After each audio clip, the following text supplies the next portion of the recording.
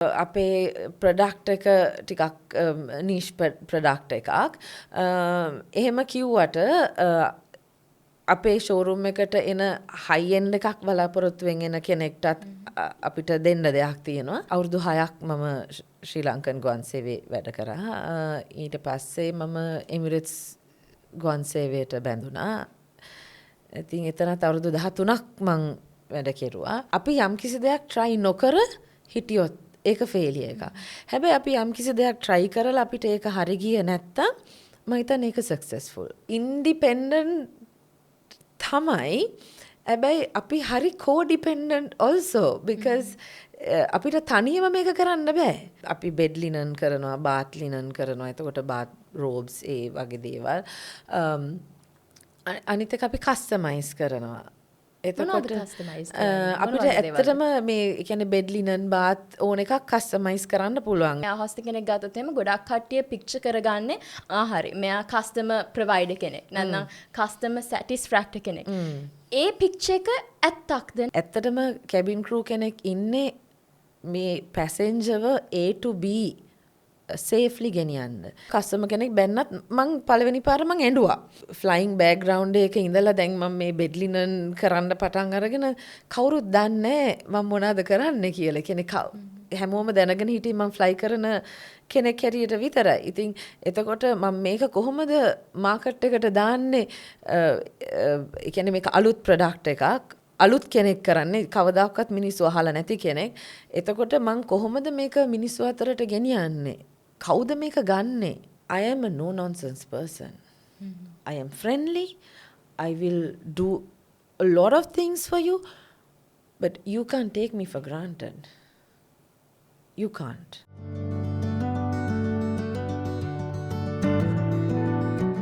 She Digital ගේන හර්පල්ස් එකත් එක්ක එකතු වෙලා ඉන්න ඔයගොල්ලෝව වෙල්කම් කියලා සාදරයෙන් පිළිගන්න ගමන් අද අපිත් එක්ක එකතු වෙලා ඉන්නේ මෙල්කායා ලිනන් අධිපතිනි දිරුක්ෂි පෙරේරා. ආයුබෝවන්. ආයුබෝවන් දිසක්කා. ඉතින් මට කියන්න පුළුවන්ද දිරුක්ෂි පෙරේරා කියන්නේ කවුද? දිරුක්ෂි පෙරේරා කියන්නේ මං හිතන තරමින් හොඳ යාළුවෙක්. හොඳ දුවක්. මං හිතන මං හොඳ බොස් කෙනෙක් කියලා මගේ ස්ටාෆ්ට. මං ඉතින් හරි ආදරණීය චරිතයක්. හරි. ඉතින් දිරුක්ෂි කියන්න ෆීමේල් කෙනෙක් ඔය දකින්න කොයි විදිහටද? මං කියන්නේ මට නම් හිතෙන්නේ ගැහණිය කියන්නේ හරි පුදුමාකාර ශක්තියක් ධෛර්යයක් තියෙන කෙනෙක් කාන්තාවක් කියන්නේ. මොකද අපි හුඟක් තැන්වල බැලුවොත් කාන්තාවන් මං හිතන්නේ ඔන්ටර්ප්‍රනර්ස්ලා ව්‍යවසායකයෝ වෙනවා හරි අඩුයි. ඒකට මට හිතනවා හේතුව ඒගොල්ලොන්ගේ පවුල් සමහරට පවුල් පසුබිම ඒගොල්ලොන්ගේ වෙන රෙස්පොන්සිබිලිටීස් ළමයි එහෙම එක බලනකොට පුදුම ධෛර්යයක් තියෙන පුදුම කැපවීමකින් හරි කළමනාකරණයකින් වැඩ කරන්න පුළුවන් කෙනෙක් තමයි කාන්තාවක් කියන්නේ. කියන්නේ මට හිතන ඒගොල්ලන් කවදාක්වත් මේක බෑ කියලා අතාරින්න අය හරි අඩුයි. නේ මම මේක කොහොම හරි කරනවා කියන තැන ඒගොල්ලන් ඉන්නවා. ඉතින් මං හිතනවා එහෙම අය ජීවිතේ ගොඩාක් දේවල් අචීව් කරනවා. හොඳ අර්ථකථනයක් ඒක කාන්තාවකට. ඉතින් ඔබේ පළවෙනි ජොබ් එක මොකක්ද? ස්ටාර්ට්අප් එක මොකක්ද ලයිෆ් එකේ? මගේ පළවෙනි ජොබ් එක මං ජොයින් වෙන කාලේ එයා ලංකා ශ්‍රී ලංකන් එයාලයින්ස් මං ගොඩක් පොඩි කාලේ කියන්නේ ඉස්කෝලෙන් අස්වෙච්ච ගමන් වගේ ලෙවල්ස් කරලා මං ජොයින් වුණේ. අවුරුදු 6ක් මම ශ්‍රී ලංකන් ගුවන් සේවයේ වැඩ කරා. ඊට පස්සේ මම එමිරේට්ස් ගුවන් සේවයට බැඳුනා. ඉතින් එතනත් අවුරුදු 13ක් මං වැඩ කෙරුවා. අවුරුදු 6ක් ශ්‍රී ලංකන් අවුරුදු 13ක් එමිරේට්ස් එකේ. ඔව්. ඊට පස්සේ ඉතින් මට හැමදාම ලංකාවට එන්න ඕනකම තිබුණේ. මට හිතුණා මම ඉගෙන ගත්තේ මෙහෙ. ඒ කියන්නේ මට එයාලයින් ෆීල්ඩ් එකට මට අඩිතාලම ලැබුණෙත් මෙහෙන්. මං ඇවිල්ලා අපහු යම්කිසි දෙයක් දෙන්න ඕනේ කියලා ලංකාවට ඇවිල්ලා. ඉතින් එහෙම හිතලා තමයි මං හිතුවේ මේ මට බිස්නස් එකක් පටන් ගත්තොත් මට ගොඩ දෙනෙක්ට රස්සාව දෙන්න පුළුවන්. ගොඩ දෙනෙක් බලා ගන්න පුළුවන් බිස්නස් එකක් තුලින්. අනිත් එක මගේ හිත කොහොමදත් තිබුණේ ලංකාවේ. මගේ අම්මා මෙහි ඉන්නේ. ඉතින් ඒ ඔක්කොම බලනකොට මට හිතුණා හොඳම දේ තමයි මං ආපහු ලංකාවට එන එක කියලා. රූට්ස් වලට එන එක. රූට්ස් වලට එන එක. දැන් අවුරුදු 19ක් වගේ කාලයක් එයා ලංකාවේ එකේ ආයතනයක් මොකද්ද එමිරේට්ස් වල වැඩ කරලා තියෙනවා. එතකොට කැබින් ක්‍රියු වල වැඩ කරලා තියෙනවා. කැබින් ක්‍රියු එක වැඩ කරනවා කියන්නේ එයා හොස්ටස් කෙනෙක් විදියට නැත්නම් එයා හොස්ට් කෙනෙක් ගත්තොත් එහෙම ගොඩක් කට්ටිය පික්චර් කරගන්නේ හරි මෙයා කස්ටමර් ප්‍රොවයිඩර් කෙනෙක් නැත්නම් කස්ටමර් සැටිස්ෆැක්ටර් කෙනෙක්. ඒ පික්චර් එක ඇත්තක්ද නැත්නම් ඒක විතරද? එතනින් එහාට ගියපු දෙයක් තියෙනවද? මං හිතන්නේ හැමදේම අපි බලන කෝණමානයෙන් වෙනස් වෙනවා. එතකොට දැන් අපි ලස්සනට ඇඳලා ලිප්ස්ටික් ගාලා මේකප් දාලා කොන්න දාලා අපි දැන් යනකොට දැන් එතන ඉන්නේ ගෑනු කියන්නේ මේල් ෆීමේල් දෙකම ඉන්නවනේ කැබින් ක්‍රූ වල. ඔම යනකොට දැන් එතකොට අපි ලංකාවෙන් පිට වෙලා ෆ්ලයිට් එකේ ගිහිල්ලා අපි වෙන රටකට යනකොට එතකොට එතන අපිට හොටෙල් ඇකමඩේෂන් හම්බ වෙනවා. එතකොට හුඟක් මිනිස්සු ඕක වැරදි විදිහට දකින්න පුළුවන්. ඒ කියන්නේ තමුන්ට කැමති නම් මේක වැරදි විදිහට අපිට බලන්න පුළුවන්. මම හිතන්නේ වැරදි විදිහට ඒක බලන්නේ ඒක ගැන හරි දැනුමක් හරි අවබෝධයක් නැති කෙනෙක්. අපි අපේ මනස ඊට වැඩිය පුරුදු කරන්න පුළුවන් නම් මං අවුරුදු 19ක් වැඩ කරා. මම මේ ඒ ට්‍රේඩ් එකකින් පිටස්තර කියන කිසිම දෙයක් මම දැක්කේ නෑ. එතකොට අපිට හොඳ පෞරුෂත්වයක් තියෙනවා, අපිට වොයිස් එකක් තියෙනවා, අපිට කැමති දේ අකමැති දේ කරන්න. අනිත් එක තමයි මම කියන්න ඕනේ මම එයාලයින්ස් දෙකම දැක්කේ අපි මෙතනින් ප්ලේන් එකට නගිනකොට ඒක පොඩි පවුලක් අපිට. මොකද එතන අසනීපයක් වුණත්, ඔළුව කැක්කුමක් තිබුණත්, ප්‍රශ්නයක් ආවත් පැසෙන්ජර් කෙනෙක්ගෙන් ප්‍රශ්නයක් ආවත් අපිට අනිත් අය තමයි අපි වෙනුවෙන් නැගී හිටින්නේ. එතකොට දැන් මම හුඟක් මට අවුරුදු 20යි මං ඉස්සලා ජොයින් වෙනකොට මට සමහරට ඒ කාලේ මට කස්ටමර් කෙනෙක් බැන්නත් මං පළවෙනි පාර මං ඇඬුවා. කියන්නේ මට හරි දුක හිතුණා. හරි සෙන්සිටිව්. එතකොට අපේ හිටපු ඒ ස්ටුවර්ඩස් බෝයි කෙනෙක් තමයි මගෙන් ඇහුවේ නංගි මොකද කියලා. එයා ගිහිල්ලා කස්ටමර්ට බැන්නා. ඉතින් ඒ වගේ මාර හරි ප්‍රොටෙක්ෂන් එකකුත් තියෙනවා. එක අතකින් හරි අමුතු බැඳීමකුත් තියෙනවා. මොකද අපි ඒ පොඩි ටියුබ් එකකට අපි නැග්ගහම අපි ටික විතරයි ඉන්නේ. අපිට අපි විතරයි ඉන්නේ. ඉතින් යුනිෆෝර්ම් එකක් ඇඳන් ෆ්ලයිට් එකකට යනවා කියන්නේ චිකන් බීෆ් කතන්දරයකුත් නෑ එතන. වැරදි ආකල්පයකුත් නෑ එතන. ඇත්තටම කැබින් ක්‍රූ කෙනෙක් ඉන්නේ මේ පැසෙන්ජර්ව A to B සේෆ්ලි ගෙනියන්න. එතකොට A to B අපි යනකොට ඔතන ෆුඩ් පොයිසන් වෙන්න පුළුවන්. heart attack එකක් හැදෙන්න පුළුවන්. ෆිට් එකක් හැදෙන්න පුළුවන් කෙනෙක්ට. නෝස් බ්ලීඩ් එකක් වෙන්න පුළුවන්. ඕන දෙයක් වෙන්න පුළුවන්. චයිල්ඩ් බර්ත් එකක් වුණා. චයිල්ඩ් බර්ත් වෙන්න පුළුවන්. කෙනෙක් මැරෙන්න පුළුවන්. heart attack එකක් හැදලා මැරෙන්න පුළුවන්. හැබැයි කැබින් ක්‍රූ කියන්නේ ඒ හැම දෙයකම fully trained පුද්ගලයෙක්. එතකොට අපි දකින්නේ ට්‍රේ එකක් දෙනවා විතරයි. හැබැයි ඒ ට්‍රේ එක පිටිපස්සේ මම තමයි යව සේෆ්ලි මෙතන ඉඳලා එතනට ගෙනියන්නේ. එතකොට ඒ ට්‍රේ එක දෙන්නේ නිකන් මිනිස්සුන්ව බඩගින්න ගෙනියන්න බැරි හින්දා. හැබැයි මං ඇත්තටම ඉන්නේ ඔයාගේ සේෆ්ටි එක. ඔයාට හදිස්සි අනතුරක් වුණොත් මේක මොකද කැබින් ක්‍රූ කියන්නේ first aid you're a first aid trained. fully trained. You have license for first aid. එතකොට heart attack එකක් හැදුනත් අපිට equipment පාවිච්චි කරලා යට shock දෙන්න හරි ඒ හැම දෙයකටම අපි trained. ඉතින් වැරදි මත තියෙන්න පුළුවන් ඒ නොදන්නකමට වෙන්න ඕනේ කියලා මම හිතනවා. අපි දැන් ගැන කතා කරොත් එහෙම දැන් ඔබ බිස්නස් එකක ඕන කෙනෙක්. ඉතින් ෆීමේල් entrepreneur කෙනෙක් විදිහට කොච්චර challenges තිබ්බද? මොන වගේ challenges වලට ඔබ මුහුණ දුන්නද මෙල්කායා ලිනන්ස් හදන්න build up කරන්න? challenges නම් ඒ කියන්නේ එදා ඉඳලා හද වෙනකන් අඩුවක් වෙලා නැහැ. හැබැයි මං හිතන්නේ මට මුලින්ම ඒ කියන්නේ අපි business idea එකක් තිබුණාට අපි හැම වෙලේම හිතනවා මේක මට කරන්න පුළුවන්ද, මං successful වෙයිද, මං fail වෙයිද. ඒ දෙක අතරේ අපි ඉන්නවා. හැබැයි මම හිතවා ෆේලිය කියන්නේ අපි යම්කිසි දෙයක් try නොකර හිටියොත් ඒක ෆේලිය එක. හැබැයි අපි යම්කිසි දෙයක් try කරලා අපිට ඒක හරි ගියේ නැත්තම් මම හිතන්නේ ඒක successful. මොකද අපි try කරලා තමයි අපිට බෑද පුළුවන්ද කියලා බලන්න ඕනේ. ඒත් මෙල්කාය පටන් ගන්නකොට මට සක්සස්ෆුල් වෙයිද ෆේලියර්ද කියලා දෙකක් මට තිබුණේ. මම මේක කරනවා.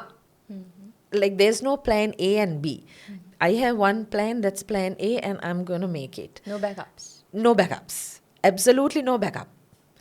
So that was my first challenge. Second was මට කියන්නේ දැන් මම ෆ්ලයිං බෑග්ග්‍රවුන්ඩ් එකක ඉඳලා දැන් මම මේ බෙඩ්ලිනන් කරන්න පටන් අරගෙන කවුරුත් දන්නේ මම මොනවද කරන්නේ කියලා. කියන්නේ හැමෝම දැනගෙන හිටියේ මම ෆ්ලයි කරන කෙනෙක් හැටියට විතරයි. ඉතින් එතකොට මම මේක කොහොමද මාකට් එකට දාන්නේ?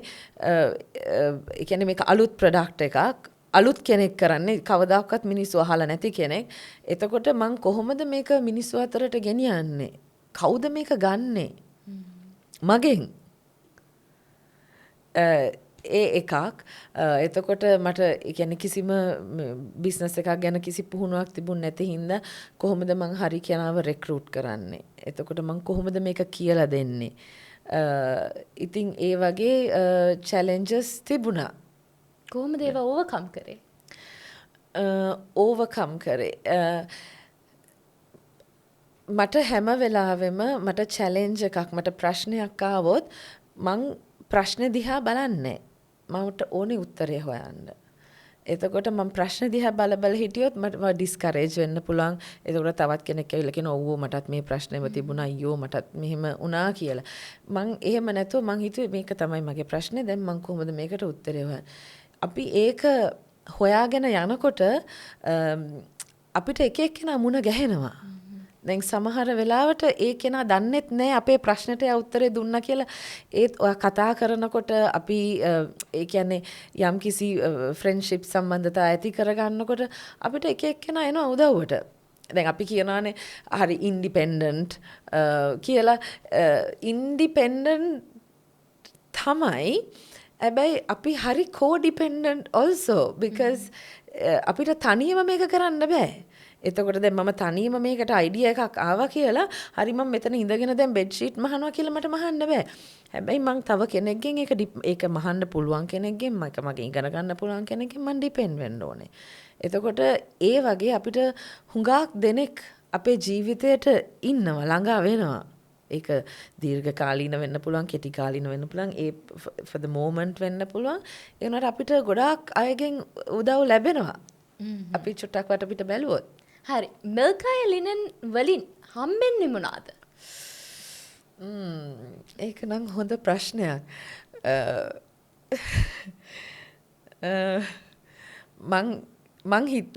මට personally මගේ වැඩ කරන අයගේ මාත් එක්ක වැඩ කරන අයගේ මං ජීවිතවල වෙනසක් දැක්කා. ඒගොල්ලන්ගේ ජීවිත හිටියට වැඩිය පොඩ්ඩක් ඉහළට අප්ග්‍රේඩ් වුණා. එතකොට ඒගොල්ලන්ට මං ගොඩක් දේවල් ලයිෆ් එක ගැන මං කියලා දෙනවා. ලයිෆ් එක දිහා බලන විදිය බෑ කියලා ඉන්න එපා. ඒගොල්ලන්ට මොන හරි කරන්න ඕන නම් මං ඒකට ඇඩ්වයිස් කරනවා. එතකොට ඒගොල්ලෝ වැරදි තීරණ ගන්නකොට මම ඒ කියන්නේ සමහරට ඒගොල්ලන්ගේ අම්මලාගෙන්වත් ඒ වගේ බැනුම් අහලා නැතුව ඇති මං කොහොම හරි ඒ වැරදි තීරණය මං නවත්තනවා. මොකද මං කැමති නෑ මගේ ළඟ ඉන්න කෙනෙක් මගෙන් ගිහිල්ලා ජීවිතේ නහස්ති කරගන්නවට. මෙල්කායකෙන් මං හිතන්නේ මට ලැබෙන්නේ මම මගේ ස්ටාෆ්ට මගේ කස්ටමර්ස්ලට මම දෙන සර්විස් එක ඒක තමයි මගේ රිවෝඩ් එක. ඒගොල්ලන් it's not about money, it's about people. ඉතින් මට අනිත් එක තමයි මට අපේ කස්ටමර්ස්ලා ගත්තොත් අපිට හරි ආදරණීය කස්ටමර්ස්ලා ඉන්නවා. ඒ කියන්නේ මට හරි පුදුමයි අපේ ෂෝරූම් එකට එන අය හලෝ කොහොමද හග් එකක් දීලා එහෙම. මොකද අපි බඩුවක් ගන්න ගියොත් අපි එතන ඉන්න එක්කෙනාට හග් එකක් දෙන්නේ නැහැ. බට් අපේ ෂෝරූම් එක හරිම හරි මට හිතන හරි ආදරෙන් හරි කෙයාරින් තැනක්. ඉතින් මගේ රිවෝඩ් එක තමයි මං ඒ කියන්නේ මට ඒ රිලේෂන්ෂිප්ස් ඒ ආදරය කස්ටමර්ද මගේ වැඩ කරන මාත් එක්ක වැඩ කරන ළමයි ඒ දෙන ආදරය තමයි මගේ රිවෝඩ් එක. ඒක හරි වටිනවා. දැන් අපේ බලන් ඉන්න ඔඩියන්ස් එක දන්නවා කවුද දිරුක්ෂි පෙරේරා කියලා කියන්නේ කියලා. එතකොට දැන් මෙල්කායකින් බලාගෙන ඉන්න ඔඩියන්ස් එකට හම්බෙන ප්‍රොඩක්ට් රේන්ජ් එක ගැන අපි පොඩ්ඩක් කතා කරොත් ඔව් ඉතින් අපි අපේ ප්‍රොඩක්ට් එක ටිකක් නීෂ් ප්‍රොඩක්ට් එකක්. එහෙම කිව්වට අපේ ෂෝරූම් එකට එන හයි එන්ඩ් එකක් බලාපොරොත්තුවෙන් එන කෙනෙක්ටත් අපිට දෙන්න දෙයක් තියෙනවා. බට් අනිත් සාමාන්‍ය එන ඕන කෙනෙක්ට අපෙන් ගන්න පුළුවන් දෙයක් තියෙනවා. මොකද අපි හැම වෙලේම බලන්නේ අපේ ෂෙල්ෆ් එකේ තියෙන එක විකුණන්න නෙමෙයි. අපි බලන්නේ අපි ඒක ඩිස්ප්ලේ එකක් තියෙනවා. හැබැයි ඔයාට කොහොමද මේක උනේ? එතකොට දැන් අපි බෙඩ් ලිනන් කරනවා, බාත් ලිනන් කරනවා. එතකොට බාත් රෝබ්ස් ඒ වගේ දේවල්. අනිත් එක අපි කස්ටමයිස් කරනවා. එතකොට අපිට ඇත්තටම මේ කියන්නේ බෙඩ් ලිනන් බාත් ඕන එකක් කස්ටමයිස් කරන්න පුළුවන්. දැන් ෆොර් එක්සැම්පල් ගත්තොත් ඔයාට වෙඩින් එකක් තියෙනවා නම් ඔයා මට කියනවා මට වෙඩින් එකක් තියෙනවා දිල්රුක්ෂි මෙන්න මේක තමයි ඉන්විටේෂන් එක. අපි හුඟක් වෙලාවට ඉන්විටේෂන් එකෙන් මොනවා හරි එකක් ඉන්කෝපරේට් කරනවා බෙඩ් ලිනන් වලට. නමක් හරි ඒකේ ඩිසයින් එකක් හරි ඒ වගේ අපිට අපි ඉන්හවුස් එම්බ්‍රොයිඩරි කරනවා. ඉතින් එතකොට ඒ කියන්නේ අපි ඩිසයින් කරලා ඔයාටත් ඕන දේ ඩිසයින් පැත්තෙන් අපිත් ලස්සන දේ it's a collaboration. එතකොට අපි කර්ට්නින් කරනවා. එකත් එක්ස්ක්ලූසිව් කර්ට්නින් අපි ෆර්නිචර් හදනවා. ඉතින් අපි බෙඩ් ලිනන් වලින් ටික ටික පටන් අරගෙන ඉතින් අපි අද අවුරුදු 10ක් ඇතුළත මේ ප්‍රොඩක්ට් රේන්ජ් එකට ඇවිල්ලා අපි අද ඉන්ටීරියර් ඩිසයිනර්ස්ලට ආකිටෙක්ට්ස්ලට ඒගොල්ලන්ගේ අවශ්‍ය දේ අපි ප්‍රොඩක්ෂන් එකෙන් අපි කරලා දෙනවා. ගමන හිමින් ආවත් ලොකු ප්‍රොඩක්ට් එකක් එළියට දෙනවා. ඔව්.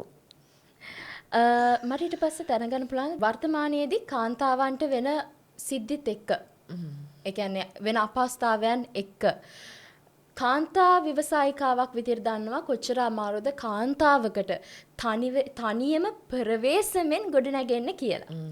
ඉතින් එතකොට සමාජයකට දෙන්න පුළුවන් හොඳම පණිවිඩය කොහොමද කාන්තාවකට තනියම ප්‍රවේශමෙට ගොඩනැගෙන්න ඕන නම් ඒ ආරක්ෂාව සලසන්න දෙන්න පුළුවන් පණිවිඩය මොකද්ද?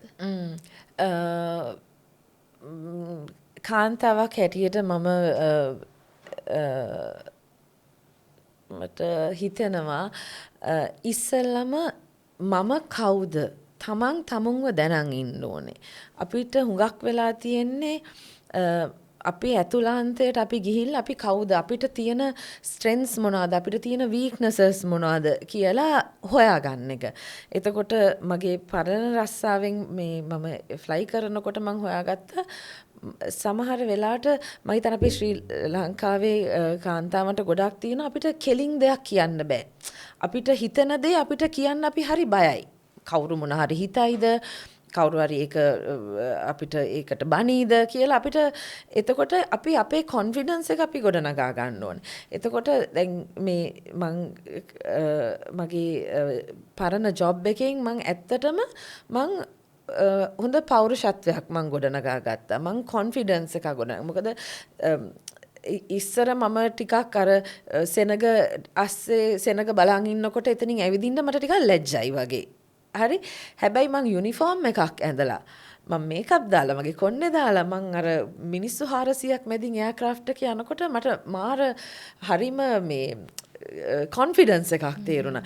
ඒ කියන්නේ මේ ඔක්කොම මං කියන දේ අහන තැනක මං හිටියා. හැබැයි මම නිකන් ඇඳුමක් ඇඳගෙන එයාක්‍රාෆ්ට් එකේ ගියොත් මං කවුරුත් කියන දේ අහන්නේ නැහැ. මං හැමදාම තිස්සම හිතුවා මං අර යුනිෆෝම් එකෙන් තමයි ඉන්නේ. ඒ කියන්නේ ඒ කොන්ෆිඩන්ස් එක මම ගොඩනගත්තා. මම කවුද, මට බැරි මොනවද, මට පුළුවන් මොනවද, මට බැරි දේ මම ඩිවෙලොප් කරගත්තා. ඉතින් එතකොට දැන් කාට හරි අපිට ඒ දේ කියන්න අයියෝ දැන් මං කිව්වොත් මට මොනවාද මේකට වෙන්නේ කියලා හිතන්නේ නැතුව මං හිතුවා මම මේක කියන්න හොඳම ක්‍රමය හොයාගන්න ඕනේ.